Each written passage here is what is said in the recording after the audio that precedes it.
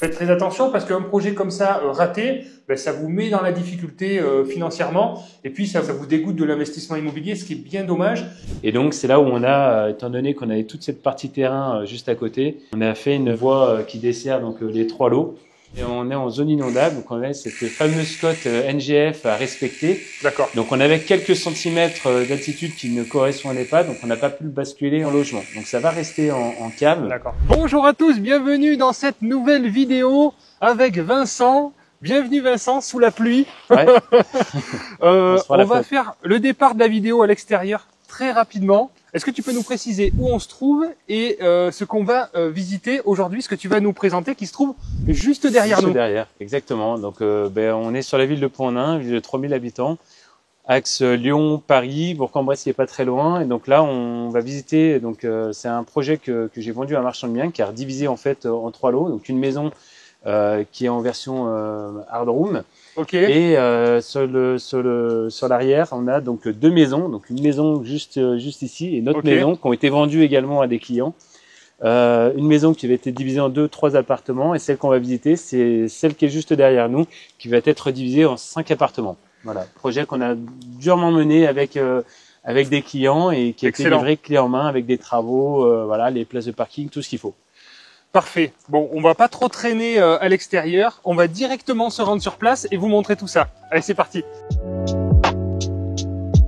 Voilà, donc on est abrité par un balcon. C'est vrai qu'en termes d'organisation, il nous manque la petite personne qui nous tient le parapluie. Ouais. Ça pourrait être pas mal, c'est à prévoir pour la suite. Bon, il y a le bruit du chantier. De toute manière, on est dans le dur, on est dans le vrai, puisque les travaux sont en cours juste à côté. Il n'y a pas de temps à perdre parce que on veut que les travaux avancent pour pouvoir commencer à encaisser les premiers loyers. Tout à fait. Donc, on va vous immerger dans ce projet. Là, ça n'a pas du tout démarré. Donc, il va falloir avoir un peu d'imagination. Exactement. Est-ce que tu peux nous donner quelques chiffres déjà sur cette acquisition, sur ce projet, coût total de l'opération, montant des travaux et les revenus locatifs estimés pour ces 5 appartements qui vont être créés? Tout à fait. Donc en fait, on a une maison donc qui s'est vendue donc 153 000 euros, frais d'agence inclus. Donc on est en direct vendeur, c'est un marchand de biens à qui j'ai présenté le produit, donc qui a acheté, qui a tout redivisé et tout revendu. Donc on a revendu les 3 lots. Donc 153 000 euros frais d'acquisition et donc on a à peu près 140 000 euros, je dirais, de travaux qui ont été chiffrés. Donc après, il va y avoir encore des petits réajustements, en fonction du carrelage, voilà, la couleur du carrelage, sur les choix des matériaux. Mais on est sur une base de devis de 140 000 euros à peu près. Okay. Il faut savoir qu'on avait un client qui s'était positionné sur ce projet, qui était quand même très ambitieux. Hein, donc voilà, et le client s'est retiré de ce projet. On a représenté le projet à un nouveau client, voilà, qui nous a contacté. Et donc, le projet était déjà ficelé, clé en main. Hein, parce qu'on avait le devis de travaux, les coûts de travaux aussi, donc de toute la partie Enedis, raccordement en eau. Et on a travaillé le projet bien en amont aussi avec la mairie, parce qu'on avait des contraintes PLU. Et oui. Donc, parce que pour la création de 5 logements, donc on avait 8-9 places de parking à créer. D'accord. Plus des places pour les visiteurs. Bien qu'on ait un grand parking juste en face, malheureusement, le PLU l'impose. Donc, il a fallu en fait créer avec le vendeur. On a travaillé avec le géomètre et le vendeur, donc tout un espace. D'accord. Donc, en fait, on a toute cette partie-là où on aura des places de stationnement, mais on a aussi donc toute une bande le long qui a été vendue avec cet immeuble-là pour pouvoir avoir 10 places ici et 4 places là à peu près. Donc voilà, donc là on a les voitures blanches, ce sera donc en épi des places de stationnement pour cet immeuble-ci.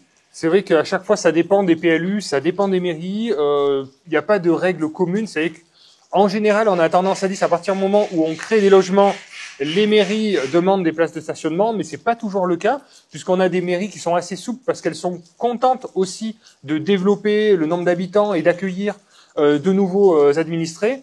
Et puis, il y a certaines mairies qui n'ont pas le choix, qui sont contraints aussi par les PLU d'imposer certaines règles. Voilà. Donc là, la difficulté de ce projet, il va y avoir plusieurs problématiques, on va dire, administratives. La mairie, donc ça, c'est une des particularités d'une division. Ça commence par là, les contraintes administratives, voir si ben, les obligations et les demandes correspondent à la faisabilité du projet, sinon le projet s'arrête. Hein. Si là, les places de stationnement n'étaient pas faisables, ben, le projet n'était clairement tombé à l'eau, n'était pas possible. Deuxièmement, il va y avoir des contraintes, donc on va dire techniques et financières. Après, on a la particularité, ben, tout ce qui est réseau, donc à alimenter, donc avec Enedis, donc colonne montante. Donc là, c'est vrai que tu es très bien entouré avec des bonnes équipes d'artisans et ça permet de mener ce type de projet assez sereinement. Mais sinon, à appréhender les premières fois, je vous dis, il faut quand même s'armer un peu de patience. Et donc là, il y a une colonne en création de compteurs individuels. Donc on aura tout va être posé en caisson extérieure, toutes les arrivées, et ensuite chaque compteur sera dispatché dans chaque appartement. Tout à fait. Donc on a 5 compteurs qui vont être posés, enfin 4 parce qu'on en a déjà un existant pour la maison. D'accord. Et donc voilà, donc ce sera sur l'extérieur, sur côté rue extérieur. Et pour l'eau, donc il a été fait le choix donc de passer en sous-compteur. On a déjà un compteur pour la maison. D'accord. On est en niveau imbriqué, donc en fait on a la cave et la rue qui est en niveau supérieur. Donc en fait pour l'arrivée d'eau, bon en fait elle tire directement sur l'intérieur, donc on va pouvoir les installer les sous-compteurs en cave directement. Et ensuite pour les évacuations donc des eaux usées, on n'était pas conforme, donc on va remettre une boîte de raccordement sur l'extérieur. Et en fait vu qu'on est en semi-niveau, on va pouvoir tirer, mais on le verra depuis la cave, on va pouvoir tirer en fait l'évacuation directement sur rue sans trop de difficulté. Donc ça c'était une chose relativement simple, voilà, une contrainte technique, mais qui a été finalement levée assez rapidement. Très bien. Donc après, en fait, en soi, c'est une déclaration préalable de travaux. Il y a eu un dépôt de permis de construire ou une simple déclaration a été simple DP a été déposée pour les fenêtres et pour dire à la mairie qu'on allait créer 5 logements. Voilà. Mais la surface de plancher étant déjà existante, on n'avait pas besoin de faire de permis de construire. Exactement. Voilà. Donc ça, c'est une petite subtilité aussi qui permet justement d'éviter les contraintes liées à des dépôts de permis de construire, puisque les surfaces sont existantes. C'est du réaménagement intérieur et c'est là où c'est important de bien connaître les obligations et puis les règles. Ça permet d'éviter certaines contraintes. Donc finalement, en fait, toutes les contraintes, la plupart des grosses contraintes ont été déjà traitées au préalable. Exactement. Par le marchand de biens qui a bien divisé avec un état descriptif de division qui permet d'être indépendant sur cette partie-là. Sur cette partie-là, exactement. Et ensuite, c'est au client de faire toutes les démarches. Donc voilà, comme on a expliqué, DP, etc. Et donc là, on a reçu d'ailleurs la délégation de la mairie il y a quelques jours. Elle a été affichée et exposée sur l'extérieur. Maintenant, on est dans les 2 mois de recours des tiers, voilà, pour pouvoir finaliser ce projet-là. Parfait. On va rentrer dedans parce que j'espère que le son marchera bien pour dedans.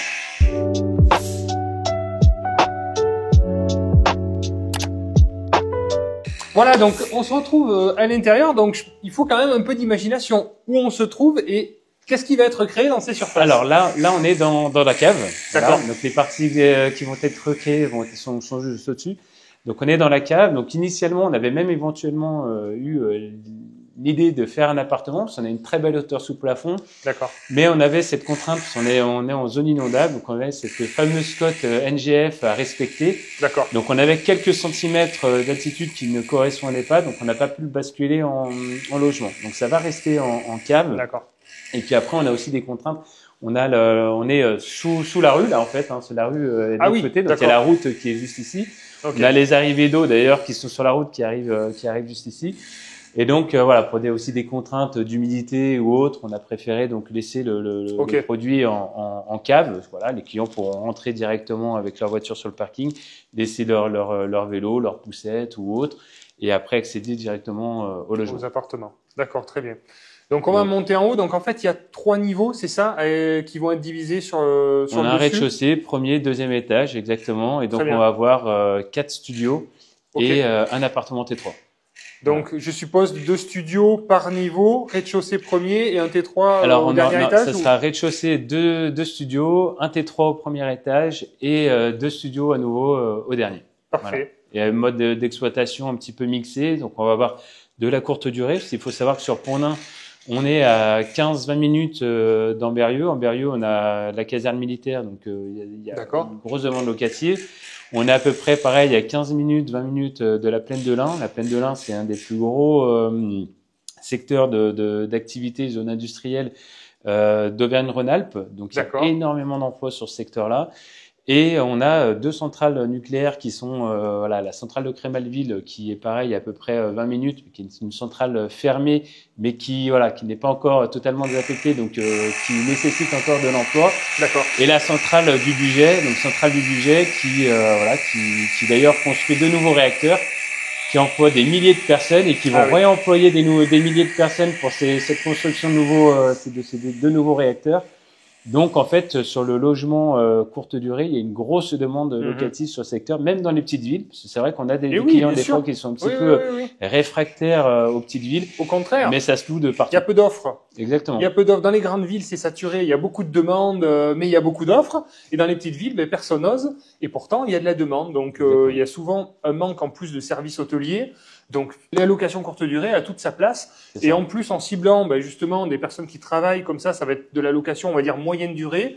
Donc, il y a un intérêt à louer comme ça 3 semaines, 1 mois, 2 mois, comme ça, son logement, avec des rentabilités qui sont en général quasiment 2 fois supérieures à ce qu'on peut avoir en location longue durée. Donc, intéressant. Tout à fait. D'autant plus que le client a fait une fausse annonce pour vérifier un peu la tension du marché. Et il a eu, en l'espace de quelques jours, une demande d'1 mois et demi de réservation pour un des studios. Donc, ce qui l'a conforté dans l'idée de se dire qu'en effet, il y avait de la demande aussi sur la courte durée, sur les petites villes. Très bien. Il n'y a pas mieux que la fausse annonce pour voir réellement tester le marché. Alors après, il y a des périodes aussi où on a plus de demandes que d'offres. Effectivement, en début d'année, janvier, février, c'est souvent assez calme. Mais encore une fois, ça permet de voir réellement les retours sur les demandes locatives, parce que c'est vrai que on s'imagine qu'il y a de la demande, mais je pense qu'on ne s'imagine pas autant. Quand on poste une annonce et qu'on reçoit assez rapidement, dans les quelques jours qui suivent, 10, 15, 20 demandes, on se dit ouais, effectivement. Bon, nous, on a besoin d'un locataire, hein. Ou sinon, pour acheter des immeubles. Exactement. On peut y arriver aussi. Bon, mais très bien, on va voir au-dessus. Allez, c'est parti. On se retrouve donc au premier palier, premier niveau. Est-ce que tu peux nous expliquer un petit peu l'organisation donc qui a été réfléchie pour la création des 2 logements? Oui. Alors, donc là, on est dans les communs. Donc, on a une porte d'entrée qui est juste sur l'extérieur, qui donne sur la rue principale. D'accord. Donc, la porte de la cave qui dessert la cave et les espaces parking. Et donc là, on va avoir donc 2 studios d'environ 20 mètres carrés chacun. Voilà. Très bien. Donc là, aujourd'hui, on a une pièce aveugle, on va dire. Petite pièce. Le caméraman a éternué, mais bon, c'est bon. Putain, un like pour le cadreur qui peine. Donc là, voilà, on a une pièce donc qui va être réouverte de l'autre côté pour pouvoir faire donc là, on sera sur l'espace cuisine, salle de bain, pardon, l'espace salle de bain. D'accord. Avec une ouverture qui donnera sur la cuisine-chambre de l'autre côté. Très bien. Voilà, donc tout va être réaménagé. Donc voilà, donc tout a été déjà travaillé en amont avec le client, la société de travaux. Donc on a travaillé aussi sur des plans. On aura donc l'appartement aura un petit espace extérieur avec un petit balconnet pour pouvoir aussi rentrer. Si on a un escalier sur l'extérieur.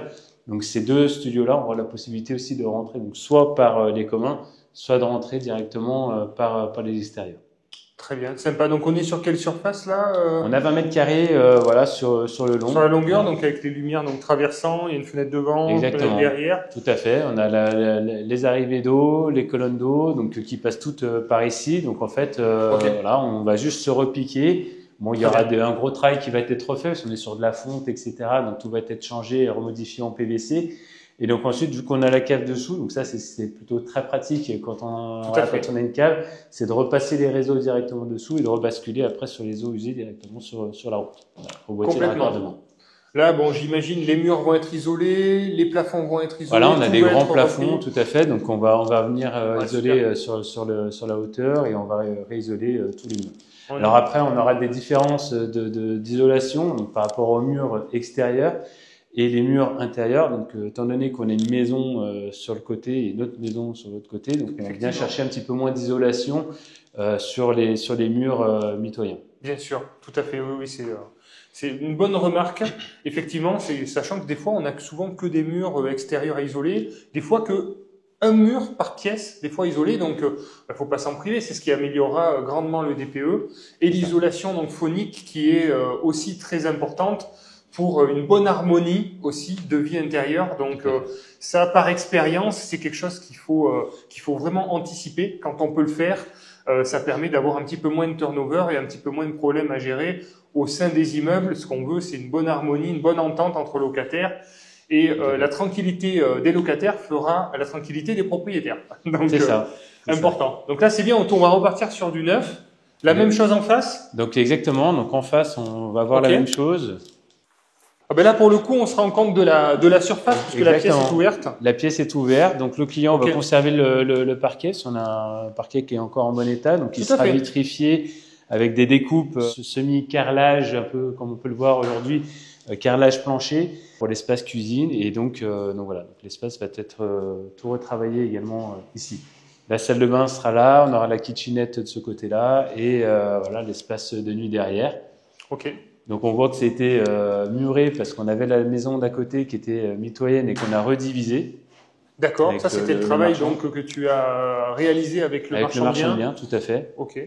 Donc voilà, donc tous les espaces ont bien été bien séparés pour repartir sur des lots individuels et éviter la copropriété. Exactement, tout à fait. Parfait. Bon, en termes de travaux, tu disais dans les 140 000 euros suivant les choix donc du client. On va dire qu'on est à peu près sur 1 000 euros le mètre carré là, puisqu'on est vraiment sur la création. On est même un petit peu moins, 2 000 euros le mètre carré. Parce qu'on a 150 mètres carrés au total et donc on est à 140 000 donc on a très correct, légèrement en dessous. C'est très correct et d'autant plus qu'on a les menuiseries, donc toutes les menuiseries sont changées donc là, et les volets électriques sur chaque fenêtre. Donc c'est vraiment des super tarifs. On a des prix qui sont c'est vrai que souvent, des fois, j'ai des commentaires justement dans les vidéos. Il y a certaines personnes qui ne comprennent pas les prix qu'on arrive à avoir. Ils disent mais c'est pas possible. Comment vous faites pour avoir ces prix-là? C'est pas vrai, etc. C'est un peu dommage, que ces personnes-là ne croient pas, mais c'est aussi dû à la quantité de travail qu'on envoie aussi avec ces mêmes artisans. Trouver les bonnes personnes qui comprennent les attentes des investisseurs aussi, et c'est tout ce travail sur le long terme, c'est ces contacts aussi qui nous permettent d'arriver à avoir des meilleures rentabilités et ce type de tarif. Voilà. Ce qui est pas donné à tout le monde, ça représente, je sais pas, 5% des artisans. Et donc, trouver ces bons partenaires, ça prend du temps. Et une fois qu'on les a, c'est vraiment top. On les tient. Ouais. Non, alors faut savoir, pour rebondir sur ce que tu dis, faut savoir que la plupart du temps, on travaille avec des sociétés qui sont tout corps de métier, donc qui ont toute une artillerie d'employés, donc ils arrivent aussi à tourner sur plusieurs chantiers en même temps. Donc contrairement à l'artisan qui va être seul et qui va devoir gagner sa croûte, donc là eux ils tournent sur 3-4 chantiers en même temps. Ils ont toute une équipe, donc ça va plutôt vite. Ils arrivent à enchaîner les chantiers assez régulièrement. On est sur des délais de 3-4 mois. Alors là on va être plutôt sur du 4 mois, mais sur les autres chantiers on va être sur du 2 mois et demi, 3 mois de délai. Donc ils enchaînent.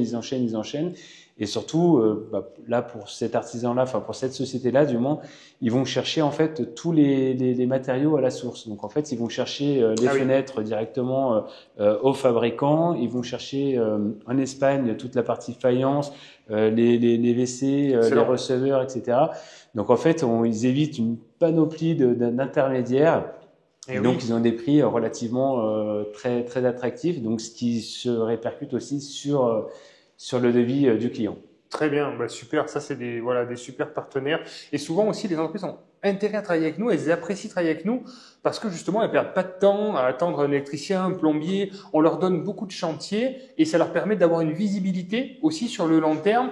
Et après, elles peuvent récupérer des petits chantiers, aussi d'autres chantiers en dehors, mais ça leur permet d'avoir leur base, en fait, avec une visibilité sur plusieurs mois. Donc, ça les intéresse aussi de gagner peut-être un petit peu moins sur nos chantiers qui vont leur donner de la pérennité, leur permettre de se développer. Et en contrepartie, effectivement, faire attention au niveau des tarifs pour correspondre aux attentes des investisseurs.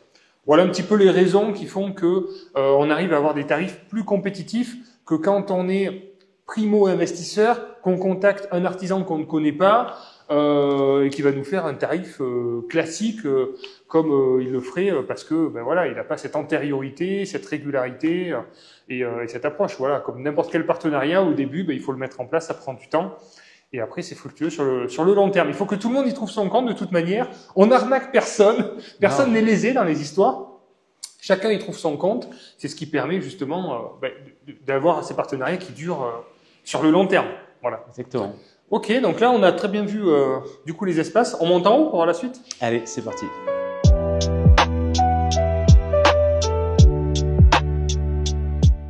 Donc là on arrive sur le palier donc du premier niveau.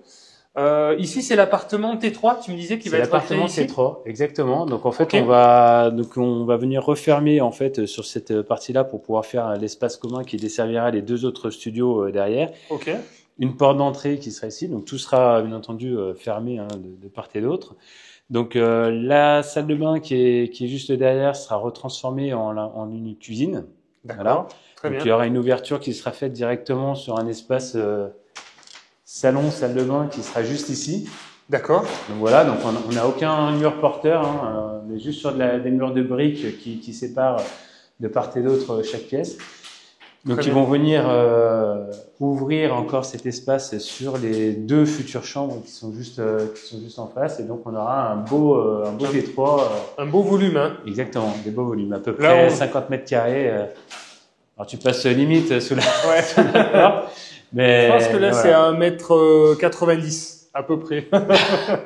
Voilà. Mais là, alors là, donc tous les murs vont être cassés pour être réagencés un petit peu. Tout à fait, ça va tout être réagencé. Donc encore une fois, on retravaille encore un peu les plans de finition avec la société. Parce qu'on a de la chance d'avoir une société qui travaille sur plan. En plus, qui font les plans, ouais, tout à fait. De plans d'avant, après des plans de démolition aussi pour les artisans. Ça peut, au moins ils savent quel mur ils doivent démolir et garder. Ouais. Et après, on a le plan de réagencement. Voilà, donc là, on est encore sur des petites finitions. En effet, ils vont venir aller chercher encore un petit peu de volume derrière en cassant ces murs-là.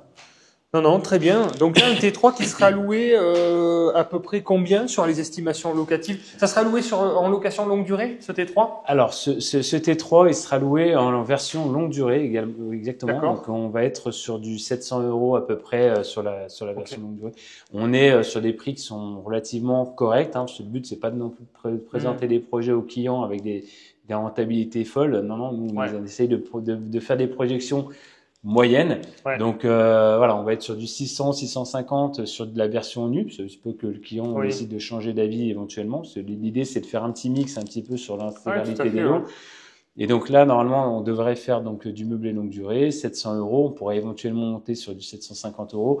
Mais voilà, l'idée, c'est de rester abordable et que ça se loue, et la rentabilité, elle est déjà au rendez-vous. Donc voilà, c'est vrai que acheter des immeubles aujourd'hui, on est sur des prix qui sont relativement élevés. Et donc l'idée, c'était que le client achète une coque vide et de tout partir à zéro, de faire à sa façon et de se créer son propre immeuble. Puis tout va être neuf aussi, donc forcément on se démarque de ce qu'on trouve sur le marché. Exactement. Quand on part sur quelque chose qui est entièrement neuf, isolé et surtout décoré, avec goût, c'est ça aussi qui fait la différence, parce qu'on voit tellement d'investisseurs qui rénovent d'une manière basique, un coup de peinture blanche sur les murs, des meubles premier prix bas de gamme, qui sont pas du tout agréables, et là on se démarque forcément avec une touche déco. Ça coûte pas très très cher d'avoir une belle touche décoration, d'avoir quelques pièces comme ça qui apportent de la valeur perçue, et ça permet vraiment d'avoir un gap de loyer supérieur, parce que là on est en concurrence avec personne. Sur des petites villes comme ça, personne n'ose se proposer des logements d'une telle qualité, et c'est bien dommage parce que il y a des personnes qui sont prêtes. Et surtout les mairies, alors même si on a des difficultés avec les PLU et tout ça, les mairies en fait sont friands, et voilà, nous, on n'a eu aucune problématique. On a rencontré le maire, on a exposé le projet, et le maire était hyper content de se dire, tiens, ces bâtiments-là, c'est un peu des verrues dans la ville depuis des années parce que ça bougeait pas, il y avait rien. Ouais. Et donc, ils sont contents de savoir que ça va, ça redynamise la ville, il va y avoir de l'attractivité, il va y avoir du monde. Donc, ils accueillent le projet à bras ouverts. Super. Et oui, ça fait des personnes qui habitent sur le secteur, qui vont consommer sur place, qui vont développer l'activité, l'attractivité de la ville. Donc merci à ce maire d'accueillir des investisseurs qui ont envie de bien faire les choses. Ok. Donc là, on imagine bien effectivement, il y a quand même de la place. Hein. On a une chambre, donc on va venir regratter normalement ce mur-là. On va venir un peu le décaler un petit peu par ici, pour pouvoir agrandir la pièce du côté. On a une plus petite pièce à côté. Donc on va venir chercher un petit peu. D'accord, à récupérer un peu de surface, exactement. Donc là, oui, sur cette partie-là, on va retrouver les 2 chambres et la partie salle d'eau, j'imagine. Et sur ce côté-là, toute la partie pièce de vie et cuisine. Voilà. Bon, très bien. Ouais. Et c'est bien d'avoir une diversité aussi en termes de location, parce que effectivement, ça dilue aussi le risque. Tout à fait. Sur finalement différents logements. On minimise effectivement le risque et puis en ajoutant un mode d'exploitation différent, encore une fois, on dilue, encore une fois, on se dit il y aura de la location courte durée, il y aura peut-être de la moyenne durée, il y aura de la location longue durée. On appuie et on règle les curseurs comme on veut, un peu au fur et à mesure.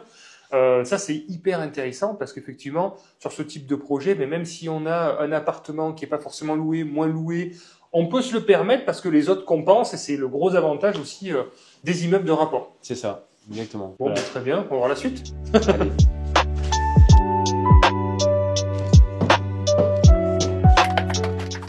Parfait, donc là on arrive sur le dernier palier, il y a une belle hauteur sous plafond. Hein. On a une belle hauteur sous plafond, exactement. Tout à fait exploitable effectivement, puisque c'était exploité déjà en pièces indépendantes. Donc effectivement on ne crée pas de surface, pourquoi? Parce qu'il y a un escalier qui dessert cette surface-là, c'est déjà de la surface existante, habitable. Exactement.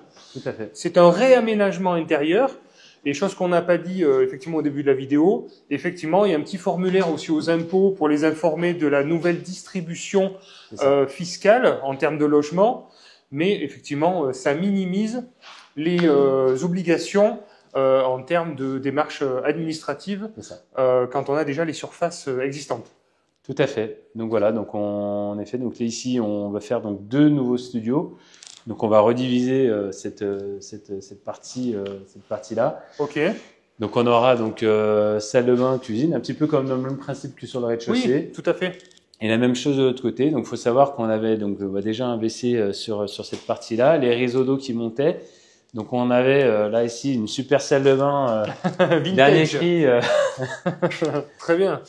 Magnifique cabine. Voilà, exactement. Donc on va pouvoir aussi récupérer un petit peu de hauteur parce qu'à l'époque il posait une sorte de lambris un peu dégueu. Ouais. Mais voilà, donc et c'était surtout l'isolation de plus de 30 cm sous toiture. Donc en fait, on va pouvoir récupérer encore un petit peu de volume au-dessus.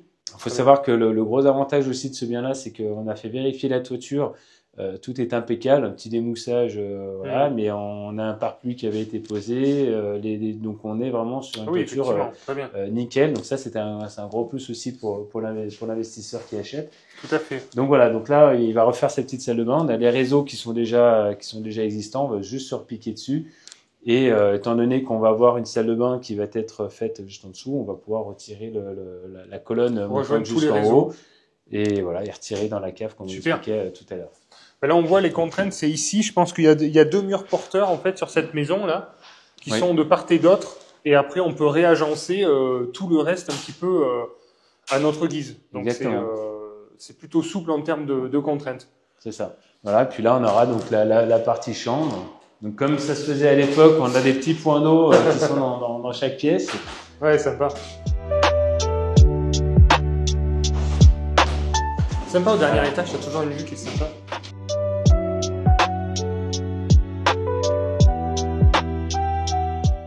Donc voilà, donc malgré ce que j'ai expliqué, donc le grand parking qu'on peut avoir juste en face, voilà, le PLU oblige malheureusement à avoir ces 14 places de parking. Et donc c'est là où on a, étant donné qu'on avait toute cette partie terrain juste à côté, on a fait une voie qui dessert donc les 3 lots et on a créé, on a mis en avant les 10 places de stationnement sur le côté, donc on a attribué au logement. Donc quand il achète ce bâtiment-là, il achète aussi son petit bout de terrain, mais il achète aussi à peu près 150 mètres carrés, si je me trompe pas, de stationnement privé. C'est bien. Plus. Voilà. Donc il pourra vendre des places éventuellement, ou en louer en plus. Donc ça, c'est toujours. Tout à fait. Ça apporte soit du service aux appartements, soit les sous-louer des espaces indépendants. Mais ça fait donc 2 places par logement, ce qui est ça fait, plutôt très bien. Exactement. Ok. Bon, parfait, beau projet. Hein. Bon, très bien. Donc là, le projet n'a pas encore démarré en travaux. Je pense ça va bientôt démarrer là. Ça va démarrer d'ici peu. Voilà, on attendait juste que l'ADP soit validée. C'était une des conditions d'acquisition pour le client. Donc, elle a été acceptée. On est sur les 2 mois de recours des tiers. Donc, on est en train de finaliser tout ça. On est en train de mettre en place la date de signature. Et le chantier va démarrer très rapidement. Parfait. Donc, bon, tu l'as dit, à peu près, tu estimes à 4 mois à peu près de travaux pour cette équipe d'artisans. Ils sont nombreux, hein. Il y a quand même une grosse équipe. C'est ce qui permet de réaliser ce type de chantier aussi rapidement. Alors, faites attention parce que vous savez, quand on vous montre ce type de projet, il faut être bien équipé en termes d'artisans. Certains artisans peuvent vous dire oui, pas de problème, je fais le chantier tout seul. Et puis, ils vous mettent dans la difficulté. La partie travaux, c'est toujours la partie un peu délicate quand on est investisseur. Et il faut s'attendre à des délais un peu plus longs que prévu, à des choses qui n'ont pas été anticipées en termes de coûts aussi. Donc, prévoyez toujours un matelas de sécurité, 10%, voilà, entre 5 à 10% minimum. Quand on n'a pas l'habitude, et effectivement, quand on a après des artisans de confiance qui travaillent depuis des années, qui ont l'habitude de ce type de projet, évidemment, c'est beaucoup plus facile de réaliser ce type d'opération, mais faites attention en termes de délai parce que c'est vrai que on peut vite se faire piéger. Même les artisans, malgré leur bonne volonté, pensent bien faire et se retrouvent submergés par une quantité de travaux qu'ils n'avaient pas forcément bien appréhendés. Donc sur ce type de projet, vraiment des bonnes équipes d'artisans, plusieurs personnes, des entreprises plutôt historiques qui ont l'habitude de traiter ce type de projet. Faites très attention parce qu'un projet comme ça raté, ça vous met dans la difficulté financièrement et puis ça vous dégoûte de l'investissement immobilier, ce qui est bien dommage parce que c'est des beaux projets qui peuvent être intéressants financièrement, mais il faut qu'ils soient bien menés avec les bonnes personnes. Ce ne sera pas que le projet sera pas bien, mais c'est juste que vous n'avez pas confié le projet à la bonne personne. Donc faites un petit peu attention. Nous, on essaye de vous démocratiser un petit peu tout ce qu'on a l'habitude de faire au sein de projets locatifs, mais c'est parce qu'on a aussi des équipes qui sont là depuis des années. Donc, en termes de financement, le client a eu un prêt sur 20 ans. Comment ça s'est passé? Le client a eu un prêt sur 20 ans, donc voilà, avec un taux qui avoisine les 3,40, voilà. Okay. 2 ans de différé, et donc achat en SCI. D'accord. Ok. SCI à l'impôt sur les sociétés. Exactement. Qui permet de déduire du coup l'ensemble des charges. Très bien. Et puis d'utiliser les différents modes d'exploitation pour le coup, la location meublée, le courte durée, location nue. C'est le statut le plus souple, en tout cas pour le mode d'exploitation. Et le financement, donc le différé de 2 ans va peut-être permettre de faire un petit peu de différé de cash flow supplémentaire, puisque grâce à la rapidité aussi des artisans en 4 mois pour exécuter ce type de travaux, c'est très intéressant parce que on va pouvoir louer aussi rapidement. Exactement. Et donc la durée aussi des travaux est importante. Vous savez qu'il y a beaucoup de personnes qui savent faire les travaux, qui se font un petit peu piéger à ça. Ils disent mais moi je vais économiser, je vais faire les travaux moi-même. Ils mettent 2 ans à le faire et ils perdent. Là concrètement sur ce type d'opération, si l'investisseur veut économiser, le faire lui-même les travaux et perdre plus d'1 an et demi de loyer, quand on enlève ça. 1 an et demi de loyer, quand on enlève les déductions fiscales aussi qui ne pourront pas être déduites, on va se retrouver fiscalisé plus rapidement. Quand on met un peu tout dans la balance, on n'est pas si gagnant que ce qu'on pourrait se l'imaginer. Et quand on est investisseur, on utilise des effets de levier, on utilise l'effet de levier du financement, l'effet de levier des conseils projets locatifs qui trouvent des super affaires et qui mettent à votre disposition leur expérience et leurs compétences et leur temps. Et le temps et les compétences des artisans. C'est vraiment utiliser au maximum les effets de levier pour multiplier les opérations. Sinon, on est entrepreneur du bâtiment ou on est gestionnaire, mais on n'est pas investisseur. Voilà, un investisseur comprend les effets de levier pour multiplier les investissements et les enchaîner. Voilà quelques bases de réflexion. De la partie financière du projet. Donc le prix du bien il vient de 148 000 €. Les honoraires projets locatifs représentent 5 000 €. Les frais notaires quasiment 12 000 €. Les travaux sont de 155 000 € et un peu d'équipement et de mobilier, ce qui représente 8 000 €. Ce qui nous fait un coût total donc d'opération à 327 840 €.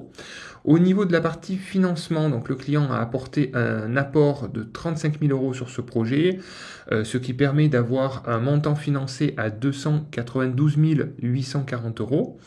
Emprunté sur une durée de 20 ans avec un taux à 3,30%, ce qui représente donc au niveau des charges des mensualités d'emprunt à 1 717 € par mois, des charges donc non récupérables à 600 €, une taxe foncière à 700 €, un peu d'assurance propriétaire non occupant, ce qui représente un coût total de charge de 22 560 € pour donc des revenus prévisionnels qui sont indiqués ici par appartement qui représentent 2 780 € par mois et donc 33 360 € par an, ce qui permet d'avoir un beau différentiel positif de 900 € par mois et de comprendre que le capital amorti représente la plus grosse partie de l'enrichissement puisqu'il représente 1 220 € de crédit immobilier remboursé en capital chaque mois.